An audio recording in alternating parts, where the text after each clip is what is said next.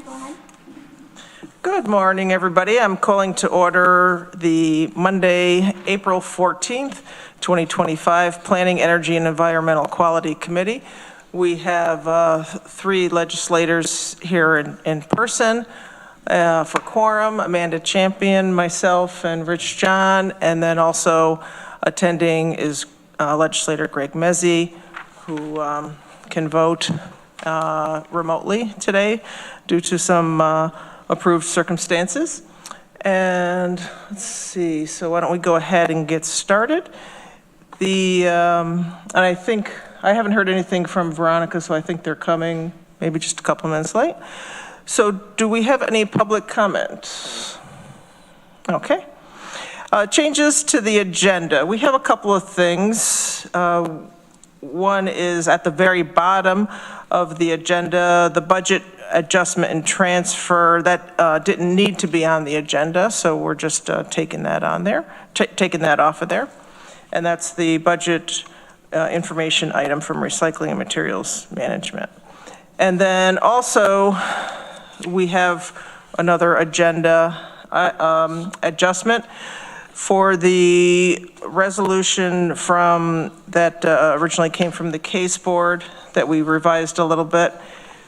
I revised the title to make it look more like it's coming from this committee and through the legislature. So you'll have that on your desks. The new title is the Tompkins County Legislature supports New York State legislative and policy proposals to address climate change and greenhouse gas emissions. And when we get to that, I'll also remind you there's no other changes besides the title.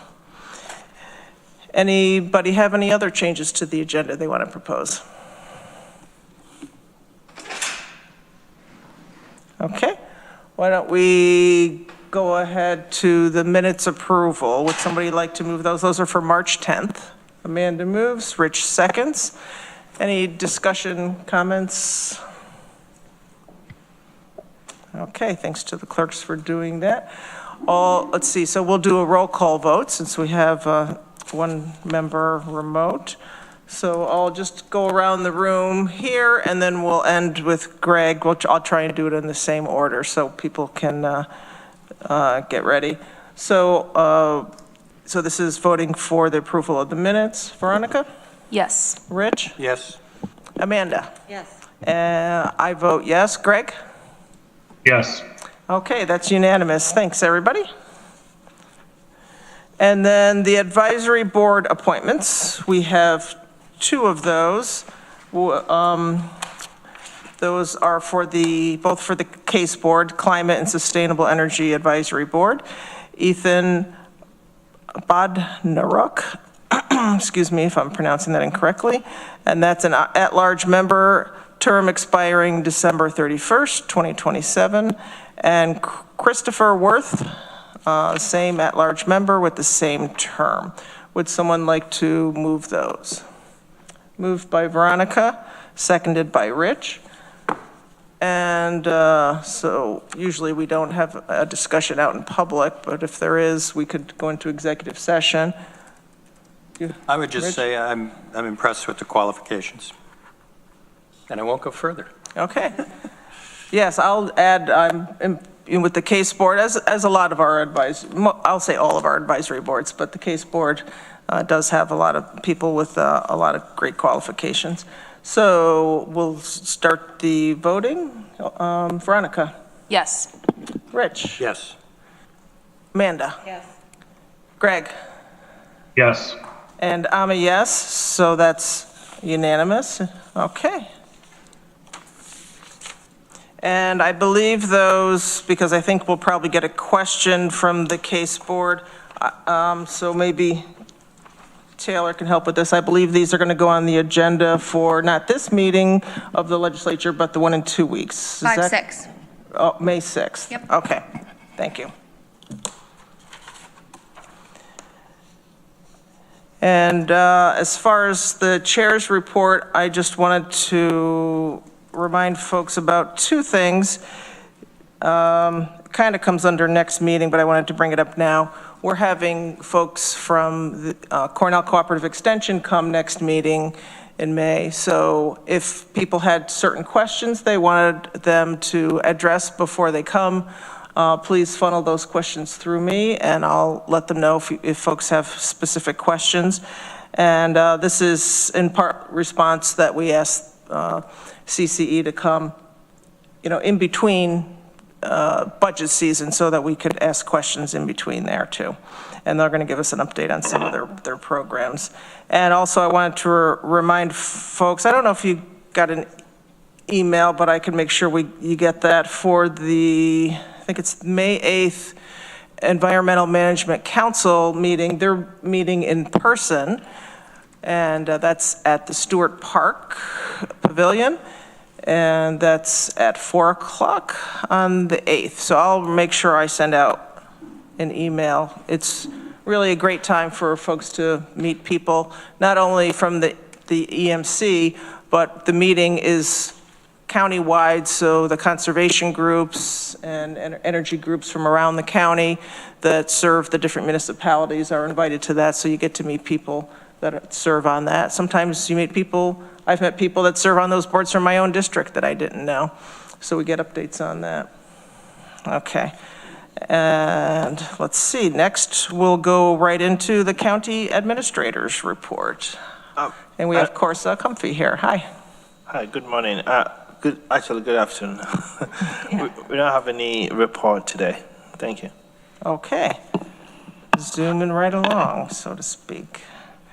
All right, next is the Department of Planning and Sustainability, and we have Darby Kiley here. And there's a request for proposals update for the 6 Mile Creek study. Hi, yes, Darby. This is just per county procurement policy 0607 says that we're supposed to provide a written statement about a request for proposals. So we have one advertised on the 31st of March and proposals due on the 30th. And so we're looking for professional services to complete the stream corridor analysis for 6 Mile Creek, which is the drinking water supply for the city of Ithaca. So in the memo, you'll see that it includes the qualifications that we're looking for, and those are based on the requirements of our contract that we have with DEC and, the other information about the background information, evaluation criteria. So after that process has gone through, we'll let you know who won the award. Yes, like it's not a proposal. They're proposing something, yes. And that's on packet page 10 and 11. Did folks have any questions or comments for Darby on that? Rich? When was the last time a study was done, do you know?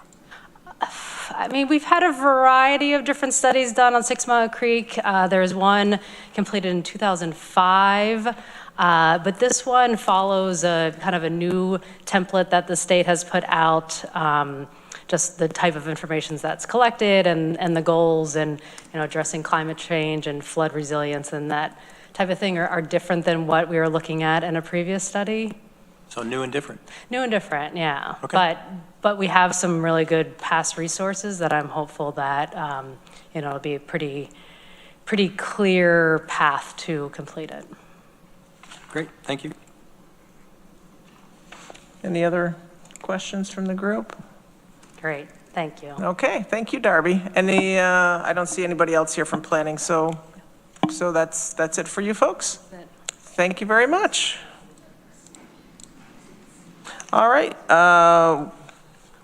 we're moving right along. Department of Recycling and Materials Management. You have a couple of things. Did you want to say anything overall before we get into your items? No, I think we can go right into them. Okay. And so there's the capital summary on page 9. Sometimes you have anything you want to say about that? Those are both payments to Barbara Judas. Can you get closer to the mic? About 4 inches, thanks. Yeah, so those are both capital payments to Barnella Judas, our consulting engineering firm, and that would be for planning and design for some upcoming capital projects. Okay, any questions? All right, thank you. And then we have the average commodity revenue, and that's packet page 15 and 16. Yeah, so we like to report on this. We usually bring this to peak usually once a quarter to give you kind of a sense of what that average commodity revenue is doing, and I may speak to it as an ACR. We did end up getting March's ACR after this thing was submitted. So the ACR per ton in March was 81.41, which is a nice surprise. So it is inching up. So from January, we've seen it increase in February and then increase again in March. I'd like to get one more upward trend before I start projecting that to be a little higher than I did project. So that's the graph if you were looking at that. And then the chart, we budgeted $95 per ton overall for 2025. I'm projecting 81. I probably would have projected a little higher had I known March's actual. And then as far as the revenue goes, I know Rich is kind of new to this if you've got questions, but I like to show what our actual projected revenue would be for the end of the year versus our total revenue budget. And our department tracks that every single month throughout the year. And this ACR is a big driver of our revenue. It can reach $1 million, as you can see in 2023. 2021, our actual revenue came in just shy of $1 million. And then you can see in 2023 it was 300,000. So, it's something that we watch month to month for sure. And we report quarterly to Pete just to let them get that sense. Yeah. Rich? Yeah, thank you for this. This is interesting to me and the first time I've seen it. But so it looks like you're projecting just under a $200,000 shortfall from budget for the year. What I'm curious about is every time I open a newspaper or an electronic newspaper, I see something more about scary tariff news. And do you anticipate this is going to have any impact on commodity prices for recyclables? It seems like it would, but I'm not sure how. Well, anything that I've seen is, to answer your question, no. I don't know if anyone really knows how tariffs are going to affect the commodity revenues. Have you seen anything speaking to it? Yeah. Quite firm. I mean, I've seen things that talk about shifting to plastics if caustics increase for metals, for instance, so more things you might see packaged in plastic.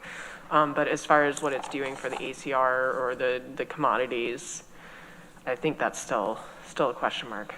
A lot of the commodities are shipped overseas or have been, Can you get correct? closer to your mic?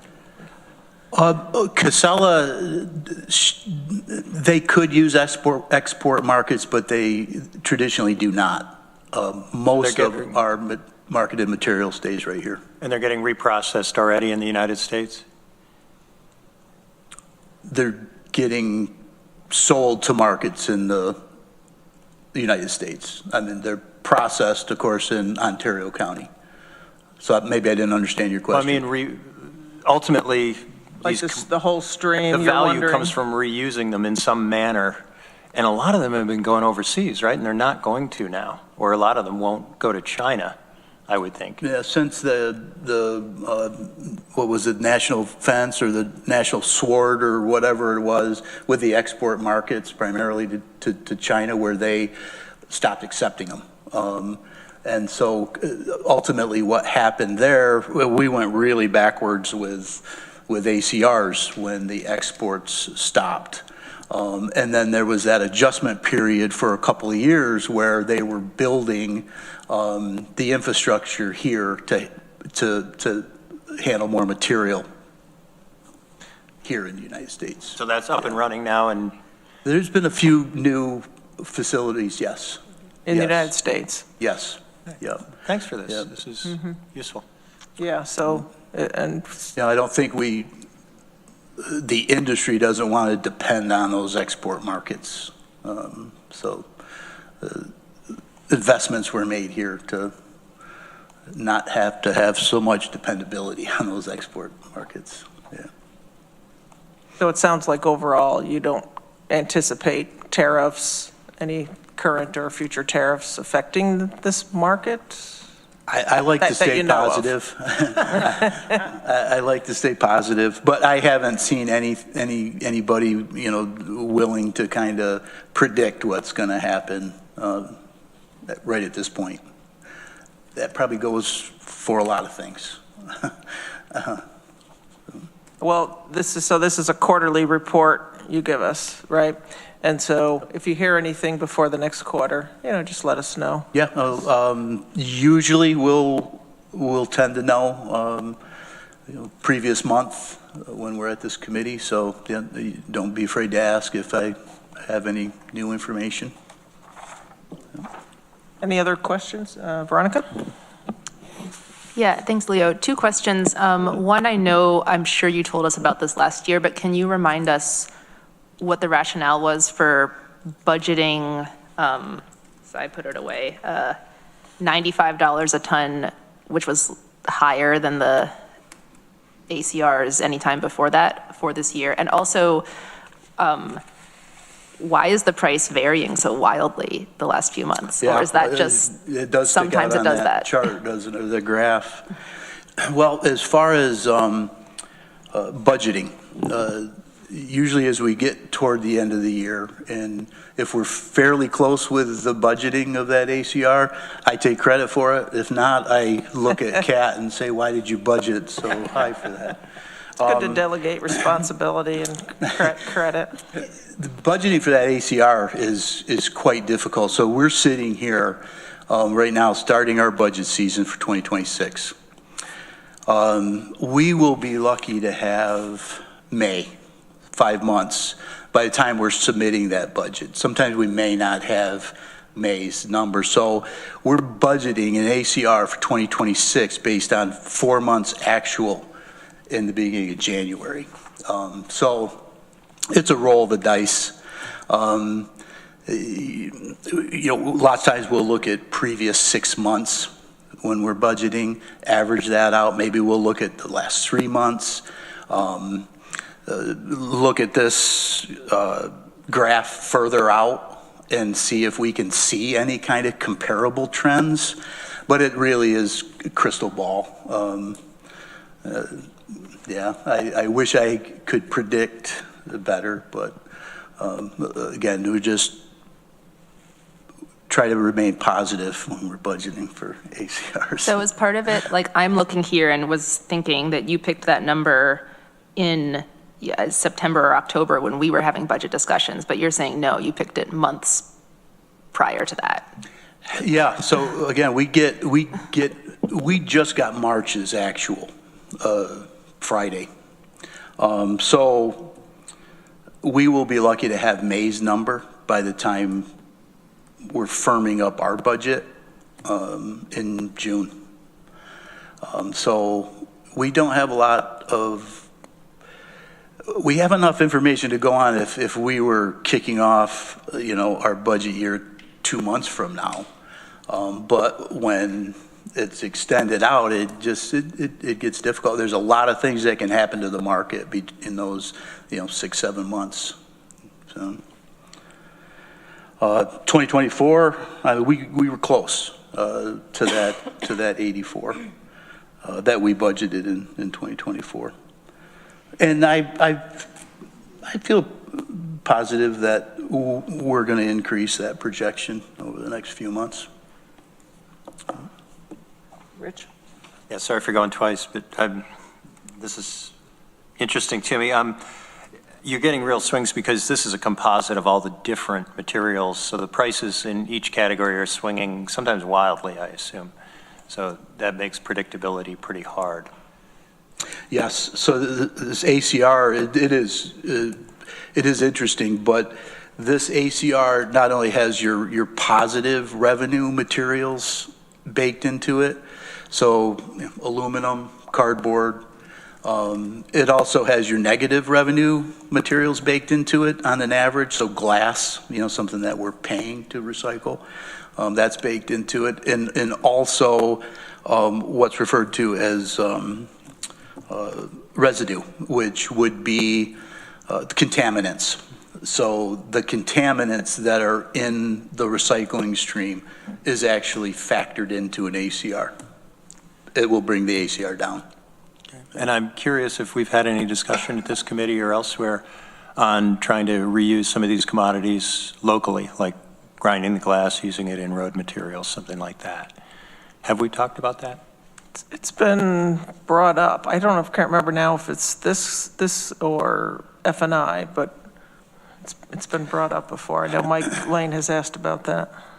There hasn't been an awful lot of discussion on, that type of in local operation. I think that has a better chance to do something local with materials outside of our single stream mix. So the glass and the different sorted office papers, cardboard, aluminum, metal, essentially those are contracted for Casella to market those materials. So with their marketing power, they choose to, they may have contracts. But if you think along the lines of source separated glass, we're sending that up to Farmingdale. Is it Farmingdale, Farmington? One of the farming in the Rochester area. Okay. So our source separated glass is going up there. And we're paying for that. We're paying for that, but that glass is going back into bottles, new bottles. That's not being used as beneficial use. So I think some of you that were on the tour had kind of seen that. And so, something like glass makes sense. Our electronics are going to Horseheads. Those materials that were diverted from the landfills, I think would be better suited to keep local, absolutely. Less transportation. I mean, if you've got to transport material, you want to go the shortest distance because that's probably half the cost or better. Yeah. Less transport, less handling. Yep. Anything else, Rich? I do have another question. Sorry for. Well, you're new to the committee, so please ask away. I'm playing catch up here. Do you do a similar report for the non-commodity materials that you process through? Say I'm thinking about food scraps, which is a relatively new program. I've been out to the facility. I've added to it out there. I've dumped food, grapes out there. And I was curious, is it keeping up with itself? Are you accumulating food scrap compost, or is it getting used back in the community? Or is it steady state? We do get reports from our processor as far as what they're making. So they make some different products from the compost made from food scraps. So other than we can tell you how much they're making and where it's marketed to. So there could be custom blends to landscapers. So we'll have that volume. They'll have the bagged material. So they have a bagging operation that goes to some local stores and sold by the bag. You can go in there, you can get topsoil blends or what have you. So there's plenty of landscapers that utilize and farmers, I think, for a specific blend. That's successful with KU Compost marketing the material. Yeah, it's right up in Ulysses. Yeah. KU Compost, yeah. I guess we're not seeing a mountain grow there, so that would suggest that it's. Absolutely not. We've had a lot of discussion with other types of operations and stress the importance of a successful operation in our business is, what comes into a facility needs to go out of a facility. if it's not moving out, most likely you're going to be in trouble in one way or another. So yeah, I remember back working with Kiwi Compost, and I've told the story plenty of times, but there was a marketing issue. They weren't selling the material, so we had made some arrangements with Cornell Cooperative Extension, and we met with a horticulture group, agricultural group, and in both cases, the reason why they weren't selling material was the aesthetics of the material, not the makeup of the material necessarily, but it was the little pieces of plastics and, you know, the plastic bag type material, just contaminants that were in it. And we solved that problem by removing all the disposable compostables that we once allowed to come in with that stream. So once we got rid of the paper plates and the compostable forks and the clamshells and all of that, we removed the confusion, first of all, of what could be accepted. And to remove the confusion, we had to remove it all. So it's food scraps, napkins, paper towels, and they have no issues selling out their material every year. Yeah. Thanks. Do they, so for the compost, can you put in like the disposable, or I'm sorry, recyclable, compostable paper plates? No. So can we accept that? We Right. don't accept that. And really the only reason, Ann, is if you looked at paper plates in the stores, I mean, there could be, I don't know how many different different types. I mean, whether wax coated, simple white paper plate, you had and it's confusing. I think it was about then when greenwashing kind of came into play, where, you know, your forks or spoons or sporks or whatever are advertised as being compostable or biodegradable, and But they don't really. yeah, they may or may not have been, but it's difficult to tell the difference between this plastic fork and this compostable fork anyways, even for the trained eye, I guess. So the answer to us was pretty clear. It's like, just remove it all, remove the confusion, and we've got a highly valuable, marketable material. Yeah. So maybe we can talk offline, because there's, like, say, just for the county activities, and even for here, for this office, I try and buy like compostable plates, or we try and buy compostable plates, the wooden utensil, you know, the wooden disposal or compostable. So anyway, we'll talk to you to see if, whether, and I don't want to spend all the time doing that. Yeah, well, we have had some discussion. See if there's something. Yeah, we have had some discussion. Kat's a big fan of like your bamboo or what have you, as far as going into that system. And the EPP team is also kind of keeping an eye on and talking about that as well, just from the perspective of looking at what are we buying? Are there options that we should be keeping in mind as we're buying? Or is there a reuse service that we could be utilizing in certain applicable circumstances? Right. Amanda? Yeah, I was going to ask something else, and I can follow up on an email too, but we had talked a couple months ago about maybe going on a field trip to our landfill, or one of them, and maybe we could try to look at a date in June or something like that. And this committee, and I don't know if you would, I guess we could invite all legislators, and but if we could maybe start thinking about that, that'd be good. Yeah, we definitely can do that. Yeah, I remember us talking about it. The weather was probably pretty poor, but now the weather's getting a little nicer. Yeah, we'll work on planning that out, great, for thank sure. you.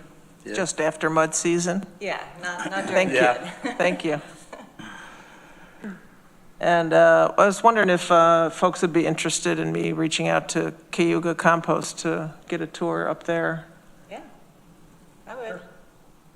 Okay. All right, let's see, so then we're on to the resolution that you have on packet page 17. This is acceptance of grant funding from the New York State Department of Environmental Conservation, the DEC, Municipal Waste Reduction and Recycling Coordination and Education Program, ID 13226. Can someone move that? Rich moves and Veronica seconds. Is there anything you'd like to tell us about this? Sure, I can just highlight that this is an annual grant that the department applies for. It provides reimbursement for waste reduction and recycling education and outreach. It does cover, this grant would cover the 2025 calendar year expenses, and it is budgeted for. We were notified of approval of our application, and that funding would be up to $197,000 approximately, as noted in the resolution. Okay, any questions, comments? Okay, after that robust discussion, let's take a vote on this. Veronica? Yes. Rich? Yes. Amanda? Yes. Greg? Yes. And I'm a yes, so that passes unanimously. Thank you. Anything else from your department? Let's see, we had a budget adjustment down below. I know we had asked that that be pulled because from what I understand, finance has already dealt with that. Okay. And that was just balancing out the accounts within the budget. So I was kind of hoping they may be here to speak to it because I don't know exactly what happened there, but I know they notified us and had said that it was all right and we should pull it from the agenda. Yeah. Okay. Yep. Yeah, so just a couple quick updates. What did we have left? I think the RFP, Yeah, just real quickly, I know a couple of you heard this earlier, but we had met with Finger Lakes Reuse. We had done an RFP for some services with reuse, and we met with them last week on their proposal just to get some clarifications and what have you. So we will be working on a scope and then submitting that resolution to accept that is it next month? I believe so. That's Yeah, the plan. probably next month we'll be submitting that. Okay. That's the reuse one.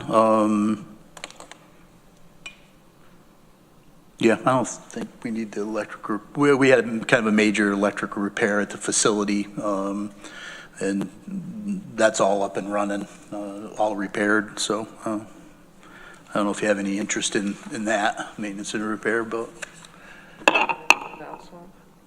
yeah, why don't you go? Kat will just update you where we are with the solid waste management plan, and this has been a few years in the making, but she does have some news on that. I'm very, very, very excited to share that we received a letter from the DEC notifying us that we have an approvable plan, which means that we can now take that plan that we've been working through public comment, incorporation of feedback, adjustments for the DEC feedback, and kind of move it forward in the process. So that includes the seeker process as well as a resolution that'll be coming forward for formal adoption of the plan and confirming that we'll implement and maintain it as proposed, as well as providing biannual updates.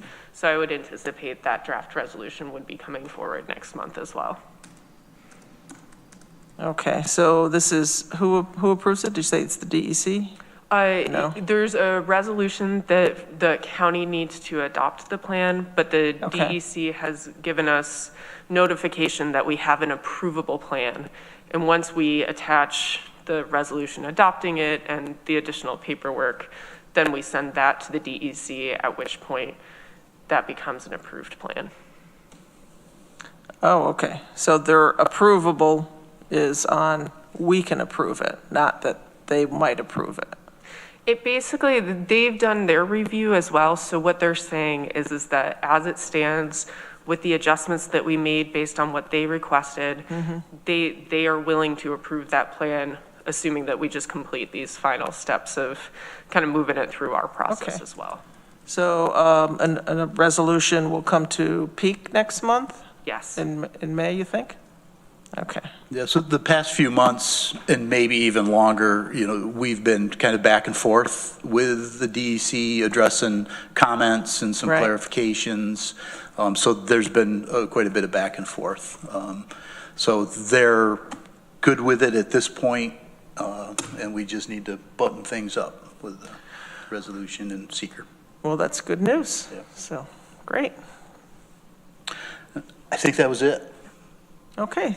Any other comments or questions for these folks? Thank you very much, Leo and Cap. You're welcome. Appreciate it. Thank you. You're welcome to stay. It's up to you. We have, next we have Cynthia Brock from the Tompkins County Water Resources Council. We're running a little bit earlier, so thanks, Cynthia, for hopping on earlier than we thought. How are you doing? I'm doing well. It's always good to see you. It's good to see you. So you have your annual report. Are you doing a presentation on screen, or just want to talk through your report? What would you like I to do not have a presentation on screen. Okay.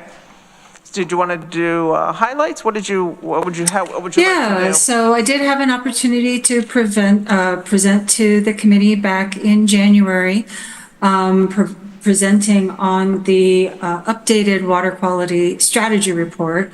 That was a big accomplishment for the WRC. As you know, this is a report that we update every 3 years.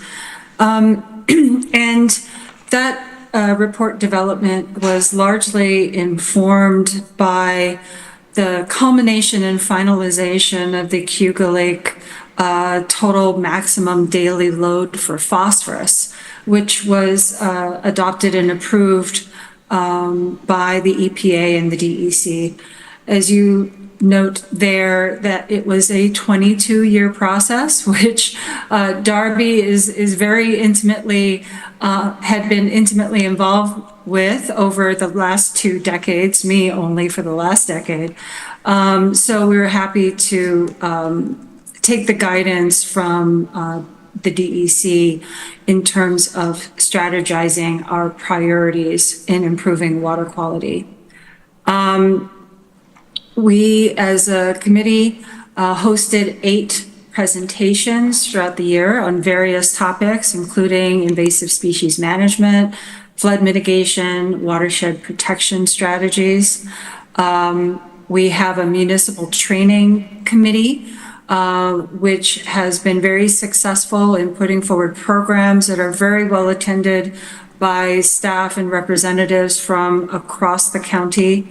Our education committee has updated and distributed our clean boating in Cayuga Lake map, which is a absolutely beautiful and informative resource that provides strategies for boaters and those involved in boating recreation in terms of keeping their boats clean. How do we protect against distributing invasive species throughout the region? How do we identify HABs and who do you contact? And it provides a lot of information on recreation and boating resources throughout Cayuga Lake, which is, if you have a chance to see it, I encourage everybody to take a look or grab a copy for free at various boating facilities in Cayuga Lake. We, through the Water Resource Committee, have been very active in engaging on the state and federal level and advising on different topics. Specifically, this past year, a lot of focus had been on New York State and their interpretation of watershed rules and regulations. Their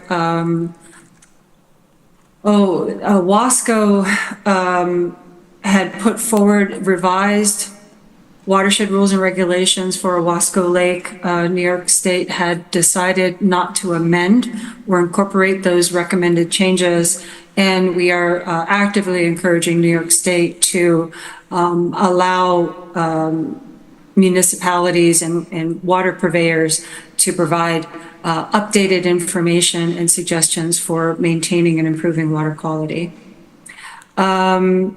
And as well, throughout the entire year and through our ongoing work, we always work to facilitate communication, education, collaboration between municipalities, Cornell University, state agencies to look at and improve and address strategies to improve water quality protection.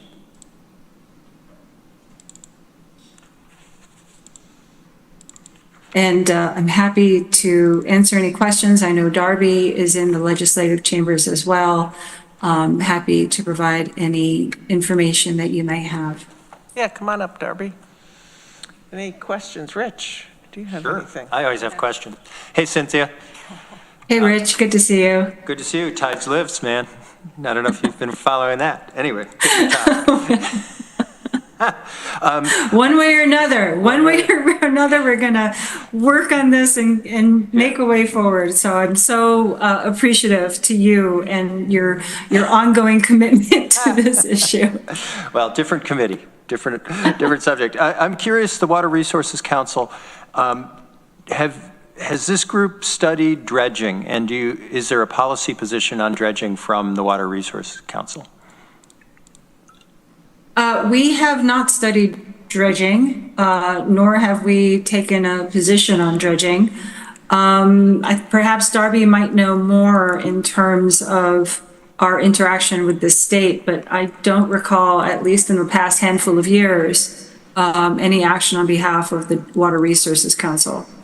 Yeah, I do think there was a dredging committee about 20 or so years ago, and I think there were, whether it was a position or just some information that, I guess it was slightly less than that, but maybe they wrapped up their work by 2007. And so I think at that point, there was the plan for dredging the inlet, and so now we just point people back to DEC if they ask questions of the WRC. So in 2007, we thought, well, that's managed. Yeah, I'll try to see if I can find any of those reports from that group at that time. But it sounds like this is not a hot button issue at present, so that if the dredging could occur, that doesn't seem like that's a... No, I mean, there were concerns a few years ago when that section of the Cascadilla Creek was dredged, and concerns with the hydrilla, that they have these tubers underground, but there are ways to, make sure that doesn't get re-entered into other water bodies if they do the dredging. So I mean, there are protocols that can be used if that's a concern. Thanks.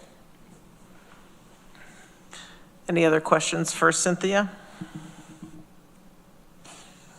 I wanted to just point out to folks on the packet page 28, where it says the 2024 Water Resources Council members. We had just been talking about some other boards and how fortunate we are to have such qualified and passionate people. And so for the leadership, there's Cynthia Brock as chair. Vice Chair Frank Proto, a former county legislator, and second Vice Chair Liz Cameron from our environmental health. And then you go on to lots of other people from the community. So I just wanted to highlight that because there's a lot of great people working on this.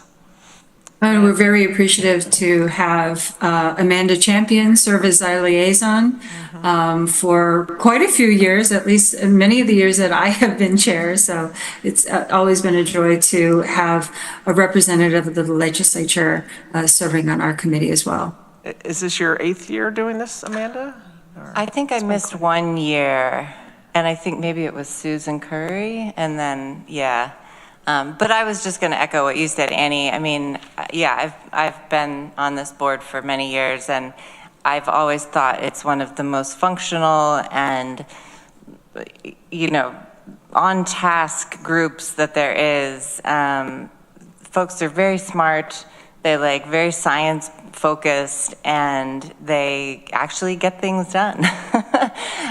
There's a lot of talking too, but the talking actually leads to action, and I've always really enjoyed being a part of that, and good field trips as well. We've had some good field trips. Yeah, and I did just invite all of you to join us next Monday to the Ithaca Area Wastewater Treatment Facility, if you're available. I had to hold off to see what our head count is because we are limited to 25 people, but if you're available, yeah. Okay. And come at 3 and wear sturdy shoes. Did I say that in the email to you? I'm not sure, but if you come, don't wear your high heels or something really slippery. Yeah, if you haven't had a tour of that place, it's great. It's been a couple years for me, but it's always fascinating. Yeah. Yeah, and just also to echo thank you to Cynthia for your hard work over many years on this committee or advisory board. It's always good to see you there. So thank you. So 10 years you've been doing this, Cynthia? Something like that? I feel like I've been on the committee a lot longer than that, but I think I've been chair for at least 9. Wow. I've lost track, maybe 10. And Darby, how many years have you been? I started in 2005. Because you were on it I've been before on it for all sorts of jobs that I've had. Right, not just for the and county. then became the county position. Yeah. Right, when you were with the town of Ulysses. Mm-hmm. Well, great. Any other comments or questions? Thank you, Cynthia, for coming to report to us again. I really appreciate it. And thanks, please extend my thanks to your whole board for all the great work you guys do. I will, and please don't hesitate to reach out if you have any questions that come up. We're always happy to help. Okay, thank you. Thanks. And we're right ahead of schedule, so we're going to go right into the next report and resolution from an advisory board. Well, so we have Irene Weiser here from the case board. So we're going to, was there any report you wanted to do before I go right into the resolution, Irene? Irene is the chair of the case board. Sure, I'll just give a very brief update that at the last meeting we selected and voted to support a couple of new people joining our board. We've had a few drop off, and as you just were commenting, you know, we have tremendous resources and interest in this community, and so we feel really lucky. And I understand that the applications have been forwarded to you guys, and I hope that you will find support for them as well. We're very excited about them. I think they help to bring some breadth and new kind of ideas and areas to the case board. So we're very excited about that. What else? We had a presentation this past month about what's the holdup in getting renewable projects built. And, you know, as you can imagine, there's lots of different ways that things get held up. But we heard, actually, I don't know if you guys remember Marguerite Wells, who formerly was working on the Black Oak Wind Farm many years ago. She now heads up the Alliance for Clean Energy, which is a statewide coalition of all the renewable energy folks. So it's you know, yay, Tompkins County. Talk about that we have, you know, really qualified people. Look at her go. So yeah, anyhow, really lucky that she's here and also that she's there. So yeah, we have a resolution to bring forward to you. We do this each year at about this time because the state is finalizing, or theoretically should have finalized their budget, but hopefully pretty soon. And then they'll be moving into passing specific legislation. And so the resolution that we bring to you today indicates a variety of bills that we hope the legislature will be able to support, a couple that we think you should oppose, and some that have already been passed, but the governor hasn't been doing much on. So that's the breadth of the resolution in summary, and I'm happy to talk about any specifics or any questions that folks might have. Thanks, Irene. And yeah, Marguerite Wells gave a great presentation too at the last case board meeting, and I was proud to serve with her on the Black Oak Wind Farm board, and some of us have gone on to do other things, but still advocating for environmental issues. So let's see. Any questions on that report before we go get the resolution on the floor? All right, let's get the resolution on the floor. So this is, let me get the, don't have the page. Anybody have the page? Packet page 29. So I'm moving the revised version. So first off, Irene, we changed the name that's in the packet to make it, and legislators have that on their desks here. We changed the name slightly and made some other minor edits in it to news more like it's coming from our committee and the legislature. So the new title is the Tompkins County Legislature supports New York State legislative and policy proposals to address climate change and greenhouse gas emissions. Would someone like to move that? Veronica moves. Do we have a second? Amanda seconds. Okay, and so Irene talked about some of the stuff here. And I didn't speak about any of the specifics of any of the bills, and I'm happy to do that if folks have questions. Just, I guess, a clarification for anyone watching, compared to what's in the agenda packet, the only change in the revised version compared to that is the title. Correct. Which Annie just read. Yeah, thanks for clarifying that, Veronica. So that was the only change to what's in the packet, it's just the title. So any questions on this? Rich? Yeah, I think I'm not going to support this today. I might support it when it comes to full legislature, but there's a tremendous amount of study required to really understand what's being proposed here. And we've already had some discussion about the Packaging Act, and I'm very skeptical that New York State has a viable system to actually do anything about that or do it well. But I had some other questions, say the Renewable Capital Act.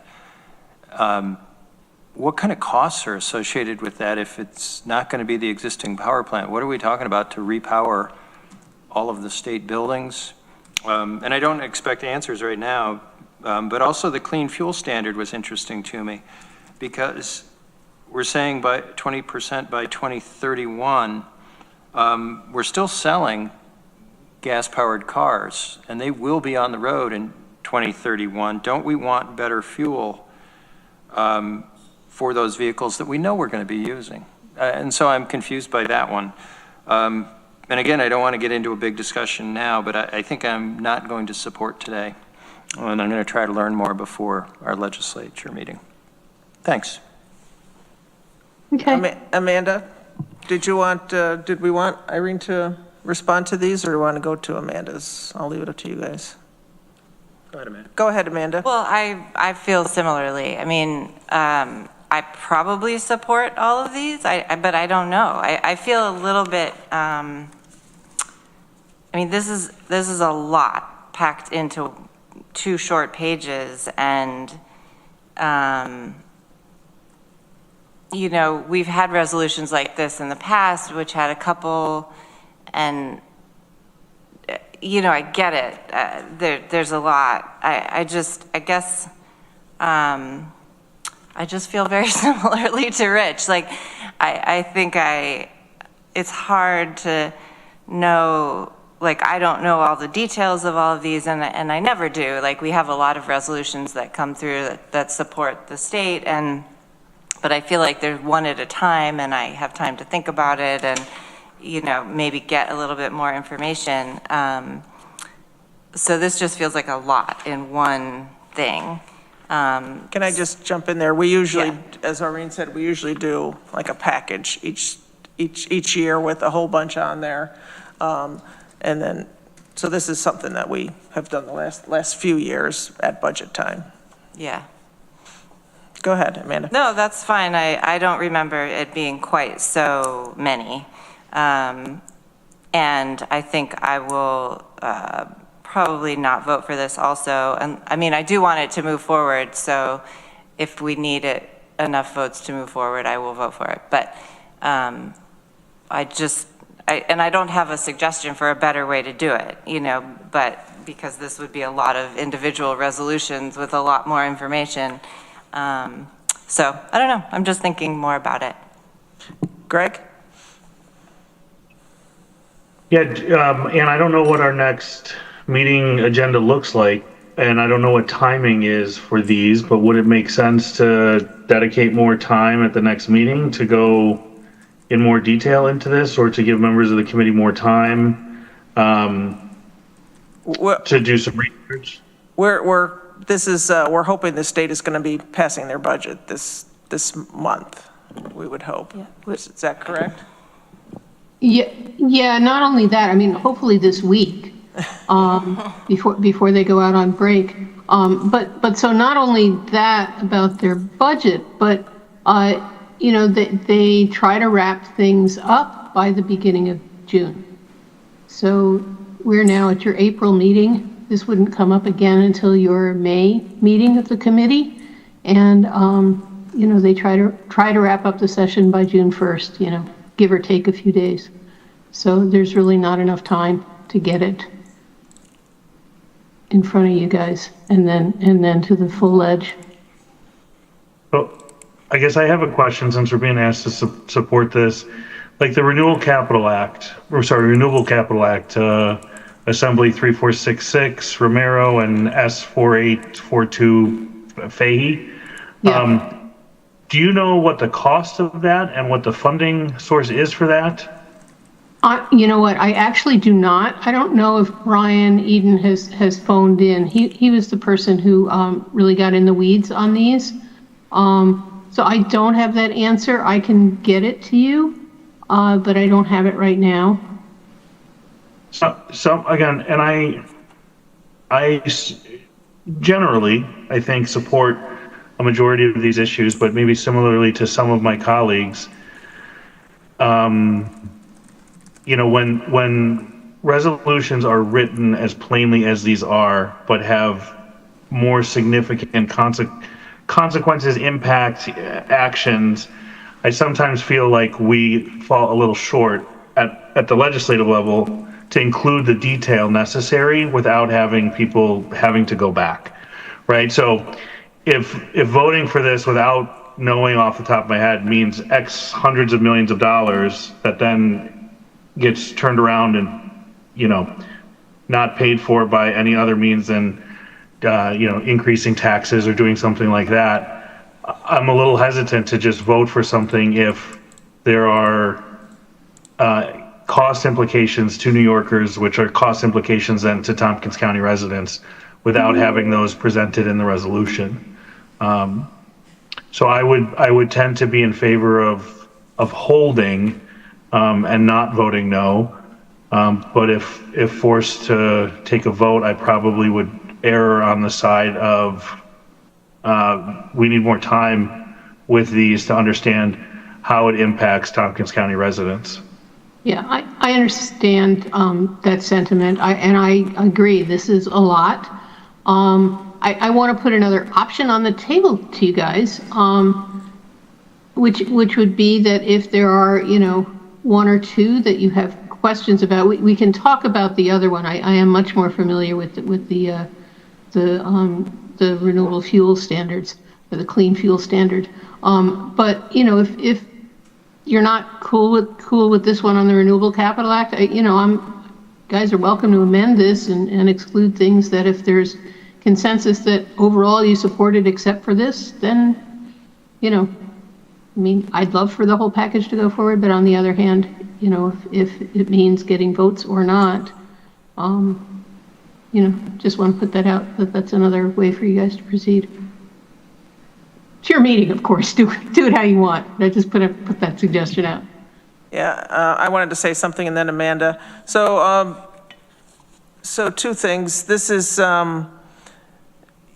if we pass it today, it's still not going to go to our legislature meeting tomorrow. It's only going to go on May 6th. So we're still behind the gun, but so there is time to get more information if we wanted to ask the case board to provide more information, and then it could still be on our agenda for May 6th. So that's one option.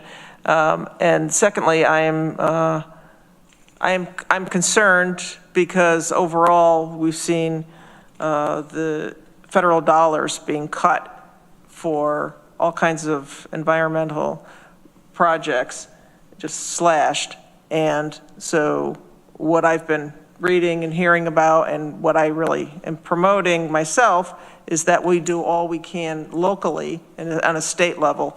So this is something that we usually pass each year, so I'm very concerned that we're thinking about actually not even passing a resolution. So I would, hopefully we would consider passing it today and getting those questions answered, or editing, or, amending it in some way and getting those questions answered by May 6th, so you could vote the same or differently by then. Amanda? Yeah, I mean, frankly, I wouldn't even know what to cut or not cut right now. Like, I don't know enough about these, so I couldn't make a sort of educated amendment to, to do some, change this in some way.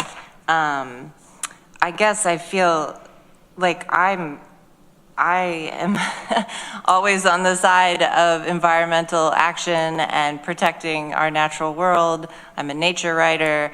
All of that. I don't feel like I have to defend myself, but I guess I just am feeling like whether I voted on something similarly last year or not, I'm not really sure this is the way to do it. And with just so many things in one, and I'm just wondering, based on what you have said, in some ways, as we know, this is just sort of one of those what we call feel-good resolutions that, we're sending to the state. And if this isn't even going to get to them this week, which it's clearly not, maybe we would be better served to, as Greg is suggesting, let's set aside some time next month or the one after and really dig in. It's too late next month. Sorry to interrupt. Please don't interrupt me. Irene, please don't interrupt. You don't have the floor right now. Okay, I'll take care of that, thank you. Amanda. Please, one person at a time. Not to be able to vote on it in the future, but to educate the public, to educate ourselves on some of these things. And if we're concerned about how the finances and the budget and how that's going to affect Tompkins County residents, then we need to understand that. And I'm not, whether we vote on this or not to pass it to the state, it would benefit everyone to have further conversation in future meetings about these topics. If this is something that we want to go forward and be supporting. So I think that would be my recommendation.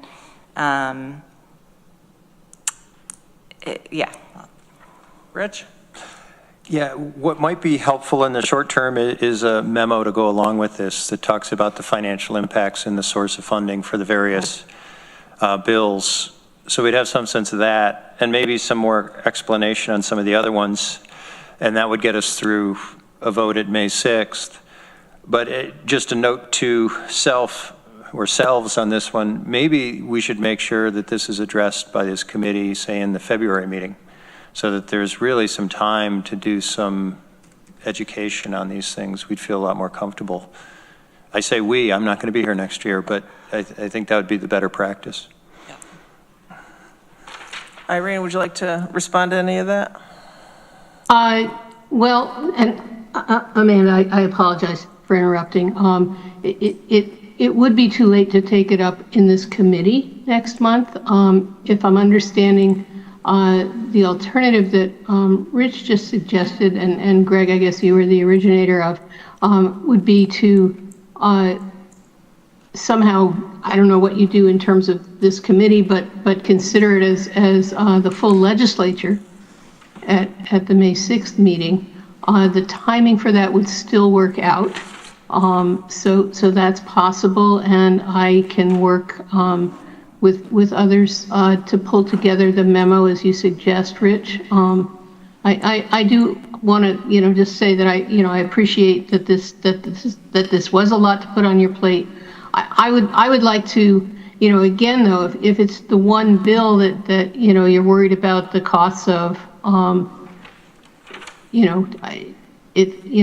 could pull that out. I also do want to point out that there are some bills here that are actually revenue generating bills, like the Stop Climate Polluter handout, New York State right now is giving over $1.5 billion in tax breaks every year to the fossil fuel industry. And this bill would eliminate and, provide revenue to the order of $330 million by stopping some of the craziest of these tax breaks to the fossil fuel industry.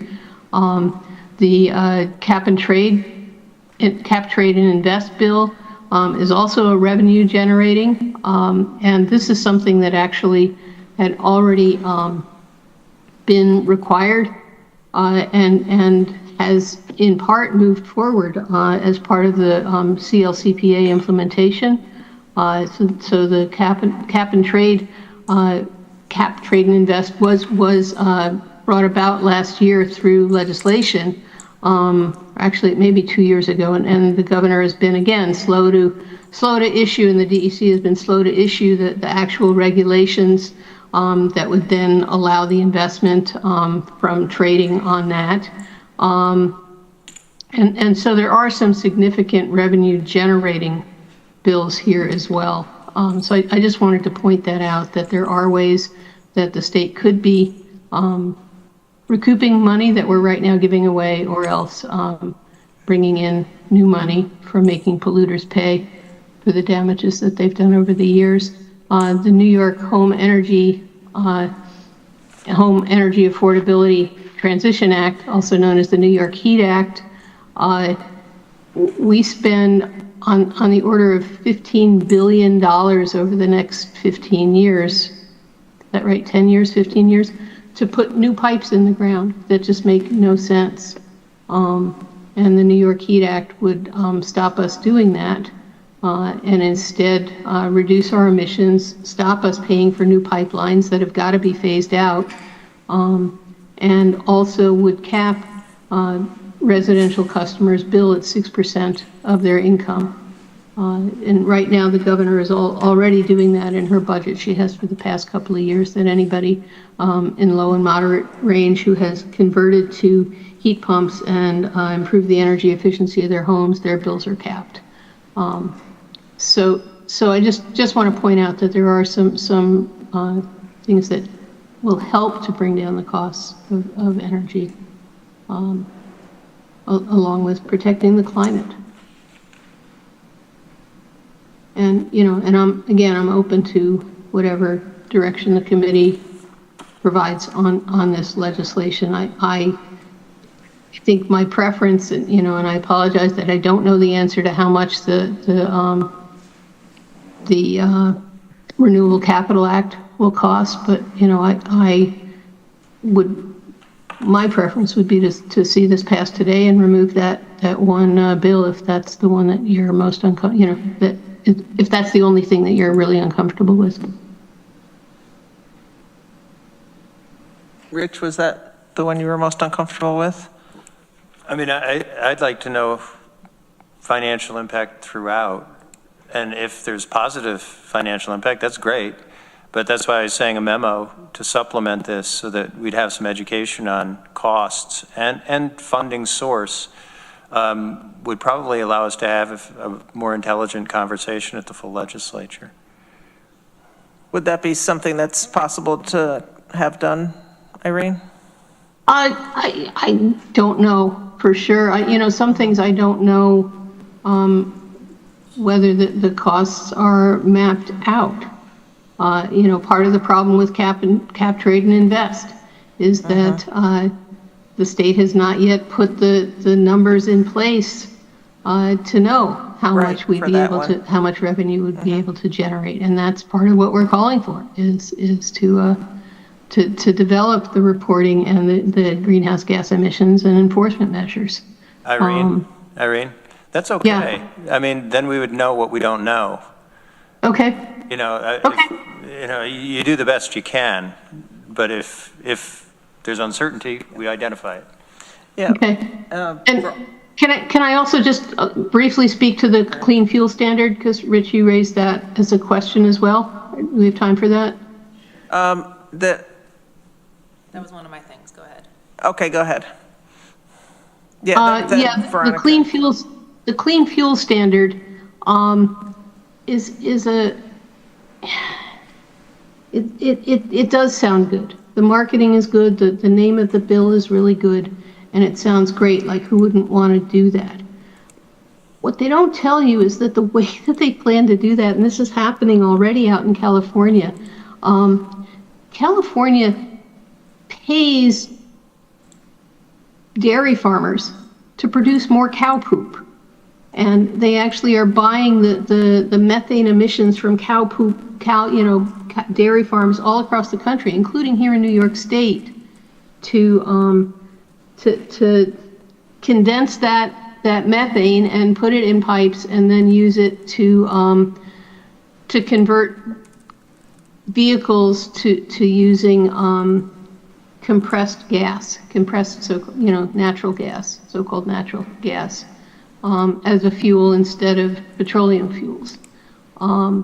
So it's really kind of a crazy new direction that requires an awful lot of investment in new kinds of infrastructure and processing to clean off the gases that are emitted from manure ponds and siphon off and just get the methane and get it in pure form and compress it and then inject it into pipe systems and whether you ship it across the country or use it here in New York State, it's still a huge investment in an infrastructure that makes no sense, because all of the issues that we currently see with fracking would still be a problem in terms of, excuse me, the methane leakage.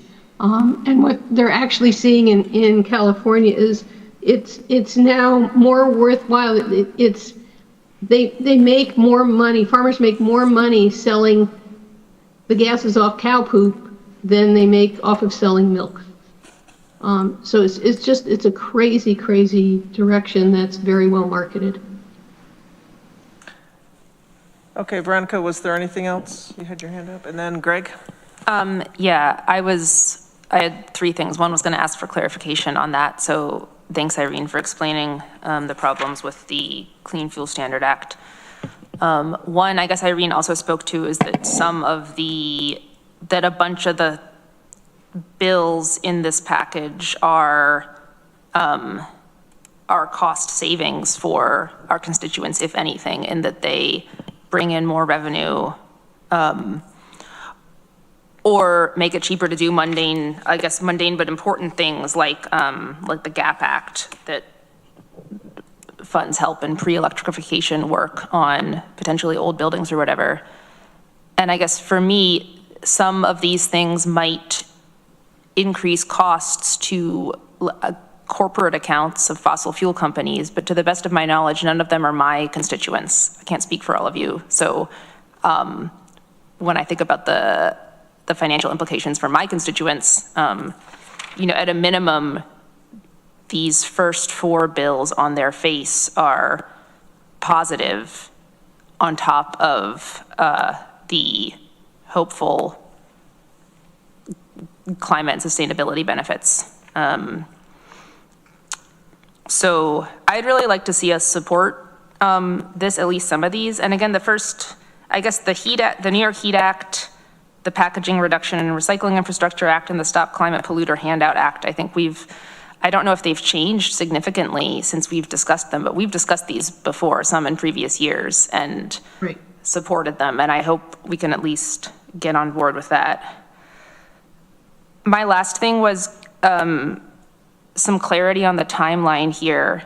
I guess one of these things about funding climate measures is specific to the budget, but we expect or hope, right, that the state budget might be passed this week, or who knows. I read that Hochul was talking about she was happy to stay all summer if people wouldn't get,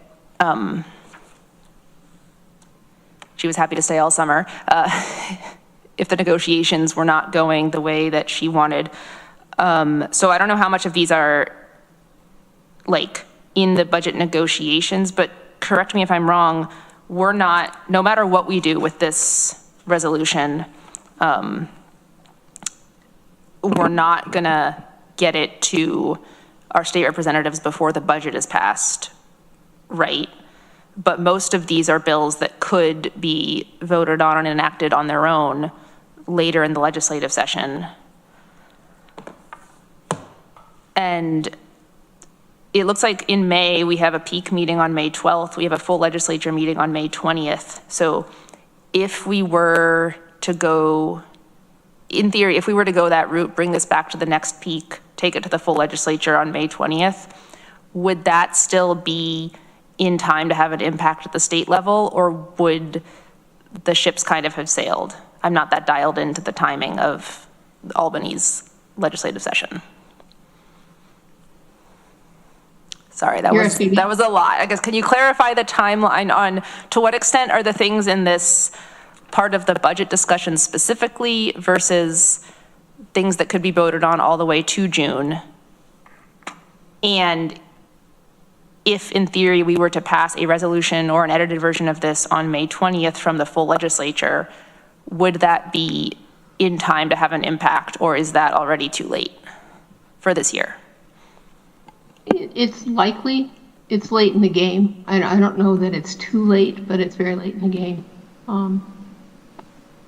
Early May, if we're able to go to the May 6th ledge meeting, to my mind would be preferable. And if it's May 20th, it's still potentially has an impact. Just, some things may already have been decided against at that time.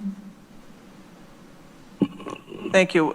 Greg, you had your hand up. Did you still have a question? Yeah, I think, as I've had a chance to pull up as we've been discussing some of these Senate bills and try to read them and, digest them quickly, one of the things that I'm concerned about, and for example, the New York Home Energy Affordability Transition Act, in the Senate bill, in section 13 adds a new section 66-X to the Public Service Law, prohibits gas utilities after December 31st, 2026 from expanding gas distribution infrastructure to new geographic areas where gas service was not previously available. Case-by-case exemptions may be granted up to December 31st, 2028. While I'm a fan of reducing natural gas in homes and other light commercial, I do think that there are some industrial uses where it still makes sense. I think having language like that prohibits gas utilities with a little more than 18 months notice is not a good decision for New York State to make to try to attract certain industry and certain manufacturing, which a lot of what I've heard from folks from the case board and other, climate activists and conscious folks was that, natural gas should be reserved for its highest, and best use, which is in manufacturing and those things. And then to see something like that in a bill is concerning because it's in a very abrupt stoppage of that. And I think that, as our world evolves, we need to try to attract more businesses and manufacturing to be in New York State because we're going to see the cost of things go through the roof to try to get them from other places. And then the other one, which I think Rich mentioned about I'm trying to scroll through, what was the one, the clean fuel standards. That also, as I'm reading, it looks like it regulated the fuel used by electric producing, entities. How is electricity produced? That also applies to them, and it's not just to, is sort of my understanding as I'm trying to take this all in. So I think there's a number of nuances where lumping this all together, it makes it kind of hard to parse out certain things and have debate over other things. So for that reason, because I don't think we can parse this out fast enough on the floor here, I don't know if I would be in support of moving this forward without more time and, conversation. And I also think, I know it makes the agenda packets massive, but I also think when we reference bills, we should be including the language to the bills right there so that from a historical perspective, all the information is in front of you. I know the bills change, but at least what it was at the point in time and when we voted on it. So for a lot of those reasons, which I don't know if we'll have answers to, I struggle with, because there's some nuance in some of these things that I don't know if I can really support. Thank you, Rich. I was going to comment on Veronica's question, which is, I think the ship is sailing. It's very hard to determine the order that they take up bills in Albany, and the opaque nature of it, and just the volume. I heard at NISAC they were up to 25,000 bills proposed this year. I think we're a national leader there in the number of ideas that are floated, but what gets attention on the floor is, I don't want to say God's own mystery, but close. And so if we are going to act on this, I think it is the May 6th meeting if we hope to send any message to Albany, which makes it really hard. But a memo would help. I don't know what I would do at that May 6th meeting, but having that information would certainly get us closer to being able to make a decision. And maybe what we do is, I hesitate to even suggest it, that the legislature could run down the list and say yes, no on each one of these and end up with its determination. Yeah. Sure, we can amend it. And so for one question I have before then, I'll recognize Amanda has something to say. This is for maybe Taylor. So I don't have my computer open, but on the resolution, were the bills that were underlined, were they links? Do you know? They weren't links. So people are just cutting and pasting and looking up that individual bill. So, okay, so if we had a memo, an electronic memo attached with a link to each bill, would that be helpful? And then Amanda. Taylor, correct me if I'm wrong, but I think I've been told that hyperlinks simply do not show up. They don't carry into agenda packets. Like, you just can't have a hyperlink that makes it through the ways the packets are distributed. You have to type out the URL. Correct. Right? We can put the URL in the packet, but it would be the same copy and paste mechanism. Okay. And I'm also hearing too from Irene, if it's correct, that, we can request a memo and all this information. Does Case Board have the time and resources to do all that? We're not sure, but we can, we can ask. Amanda? Yeah, I was just looking at the calendar too. And not really sure what the right path is, but I mean, a memo would help. I mean, the other possibility is if there are, 2 or 3 of these that the Case Board is particularly concerned with or feel is the most important that the legislature support, that might come through a lot clearer and, say, here's the details on this, here's what we think is essential, and can the legislature also support these and include the language of the bill, include, the links, whatever, and, that you could put, I mean, we don't have another, if you're looking at the May 6th meeting, we don't have another peak meeting before that, but, you could hold a spot on the agenda and then send out information to the legislature ahead of time, before having a full resolution, or it could be a member filed resolution if there were, something a little more pointed that we want to consider instead of so many different things. But just another suggestion. But I guess I would just also say, like, I again would encourage, and if there's time on next month's agenda, to dig into a couple of these more intensely so we understand them and we know, why the case board is saying we want you to support these, and, put some more, have a chance to have more of that discussion. So I'm hearing, from a couple different members here too. Again, I don't know if the case board can do this, but another request could be that earlier in the year, as bills are coming about, that we're getting more information on these. I will not be the member of this committee. I won't be here next year, but we can pass this on. Also, I would think about this, as the history for this committee.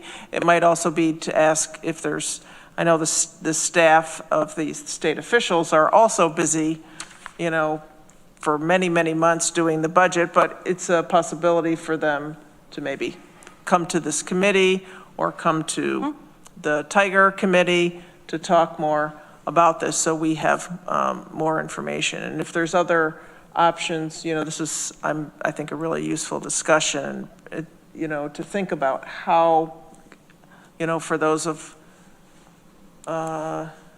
you that will hopefully be here next year, to think about this, to get information ahead of time, because it's really dense, really dense stuff. Any other comments? Well, one question I have, can we add, so Amanda, you went, right? Did I? Yep. Okay, I'm trying to keep track of everybody. Sorry if I'm missing people.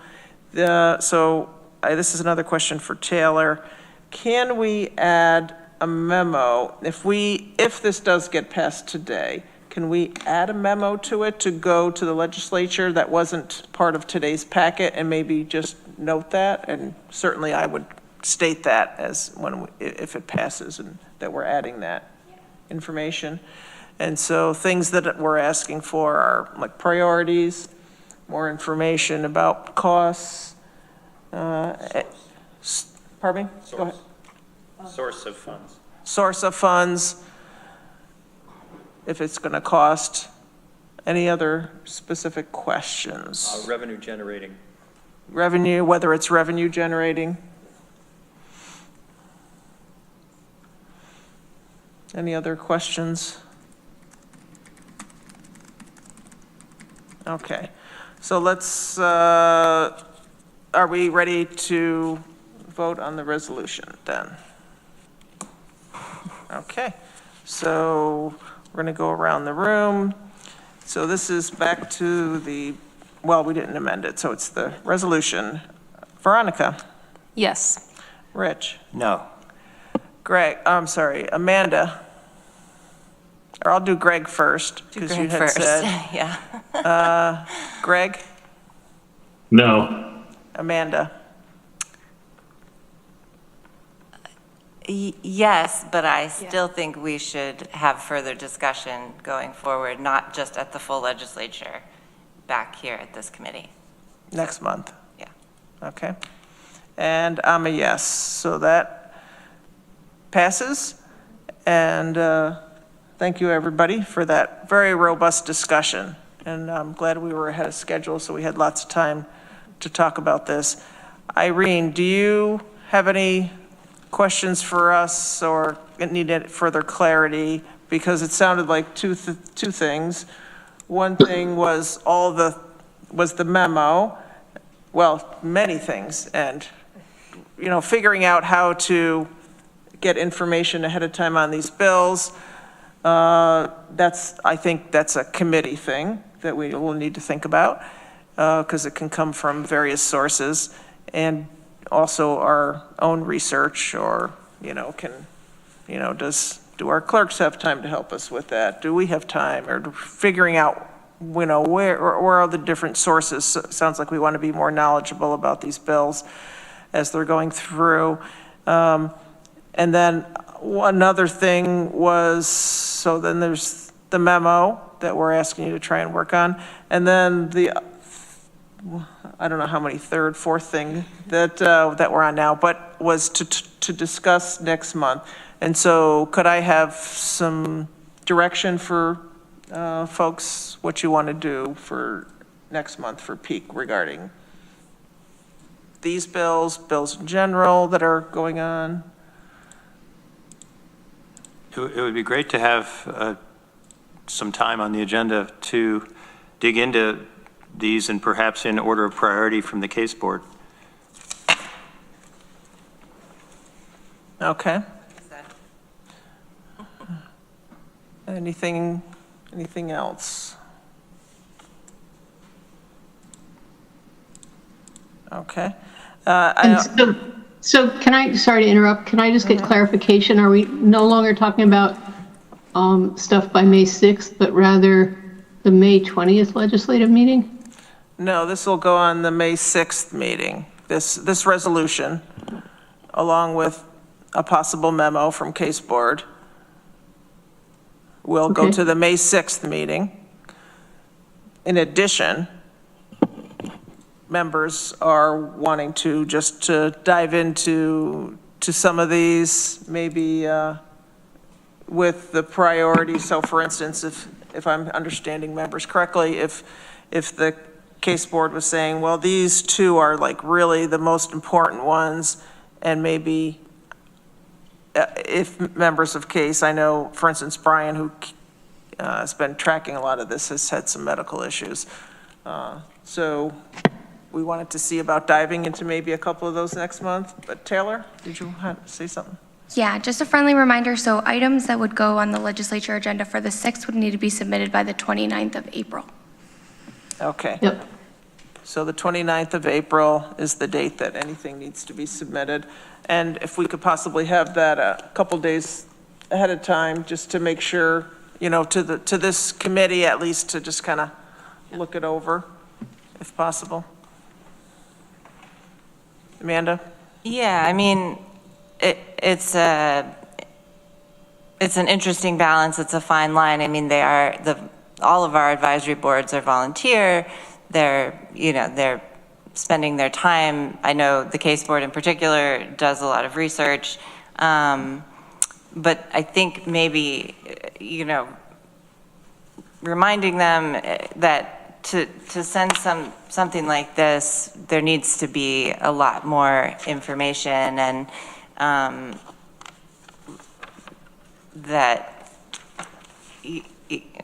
sorry, losing my train of thought. I just, they are volunteers, and I know we're asking that if we're asking them to do more and do a memo, I mean, I think that could have come along with this to start with. If they have been doing the research and, they're spending the time, that needs to kind of be part of the process, is that they're including further information. And just back to your question, Annie, yes, I think we're moving this forward to the full legislature so we can have that discussion. Ideally, there's more information, a memo, other things to go along with it. But my thought is, if there are a couple of, the most important ones that the case board feels we really should know about and particularly support, let's talk about those at the next meeting. That was my thought. So I think that's where we're getting to. Yeah, that's what I understood. Thank you for helping clarify that, because there's a lot of information I see, Irene, but I just wanted to say one thing, kind of a question to Irene. Now, I know each year for case board, you vote in a chair. Wondering if this can kind of be like a calendar thing, like this is what we typically do, because now it's kind of a routine, this is what we typically do this time of year, and maybe helping us, to get some more information. And it could be something that, it doesn't always have to be done here. It could be you're presenting them at case board to figure out which ones you want to push for. And I know that's not always the case, but if we need to, attend case board, if we need to do whatever, so, we can look at different options. Irene? Yeah, so I apologize to keep coming back to, I'm still confused because it sounds like there wants to be, you guys want to have more discussion in the peak meeting, which would be after the May 6th ledge meeting. Right. So I just want to get clarification. So at May 6th, potentially some modified version of this resolution would be voted on. And yet after voting at the next peak meeting, which would be, what would that be, the 19th? You'd like to have another peak meeting to discuss stuff that you've already voted on? And that's fine. I'm trying to understand. Is that the 19th? No, it's the 12th. Oh, it's the 12th. The 12th? But either way, so it's after you will have voted on the resolution Yeah. at the May 6th ledge meeting. Yeah, so that's what members are saying. So I guess kind of a question would be, I mean, I'm always happy to talk about this stuff, but we are asking them to do something after we've passed something. So I guess I would ask members, why? We're supposed to be smart. This is stuff that Helping I us think we should educate us? Yeah, we should just know about. This is, yeah. Okay, I appreciate that. I appreciate your interest in knowing about it. So I can work on all of those things. And as to bringing this, in subsequent years, certainly bringing it to you with more information, we can institutionalize that request for sure. The other question, though, as to timing, it's tricky, okay? Because the legislature doesn't come back, the state legislature doesn't come back in session until, early mid-January. It's not until sometime in February that the governor puts out her budget, and then the end of February into March before the Assembly and the Senate put forth their one-house budgets. And so until all of that gets on the table, we don't know what's in play. We don't know what the other bills are and whether they've been funded in the budget, in which case we don't have to worry about them. So it's the timing is really challenging. I appreciate your interest in seeing stuff sooner, honestly. As advocates, we'd love to know sooner too. It's quite the scramble at our end to keep track of what's happening with the budget and which things to push for and which things to give up hope on. And, it's a challenge all around. And then we also try with Peak to coordinate our case board meeting so that it occurs enough in advance of the Peak meeting that we can get our information to you in time to consider at Peak. So there's just a lot of timing issues that have to all line up. But so I can't promise that we could get this kind of resolution to you in February going forward, but I'll make sure that we try. Thanks, Irene.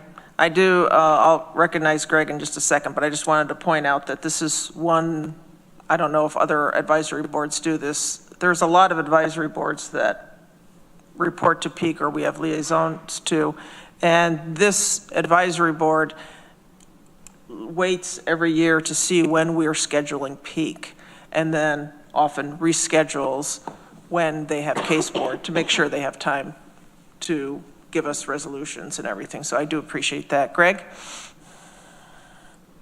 Thanks, Ann. I don't want to swim upstream, but I guess to maybe Irene's comment earlier, I do think the process is a little backwards to put this through to the full edge and then to come back and talk about it. Aside from doing independent research on my own, I would be challenged to vote differently without having that advanced or more in-depth, that more in-depth discussion. I know we're trying to fit it all in from a time perspective, but I just want to get out there. It doesn't seem to make logical sense to me. So I guess I'll leave it there. Amanda? Yeah, totally agree with you, Greg. I mean, unfortunately, this would have been the meeting to have more in-depth conversation rather than about process, but about the different bills. And I guess I'm not sure it might or might not pass at the full legislature in 2 weeks, what we're moving forward. So, as Rich said, you know, I think it's an education thing and getting these things on our radar in terms of it having an impact at the state level. You know, us learning about it, that's not going to have an impact at the state level, but the resolution might not have an impact either, as we know. Like, we don't really know that they even look closely at resolutions from counties. So, leave it at that. Thank you. I've been told by state officials that they do see them come through. Their staff kind of keeps them and lets them know. And also that it's the number that come through. Sometimes, for instance, Tompkins County, I believe it's Ulster County is another one that often puts similar things through, and other counties look towards what Tompkins County does. And so a lot of times other counties will pass, you know, things that we've done, or municipalities within our county actually pass similar things that we do. So all the things, you know, together. Sometimes it's a big roll of things coming in. Sometimes it's a couple. We just never quite know. Okay, so thank you, Irene. And thank you, and thank everyone. I appreciate your due diligence on this, and I respect it a lot. So just want you to know that, especially as you know, as I contemplate sitting in your chairs next year. This is very instructive, so thank you. Thank you. And then we'll move on. Do committee members have any reports? Okay. Then I will call the meeting adjourned at 2:44, and I want to thank everybody today. Thank you, Ann.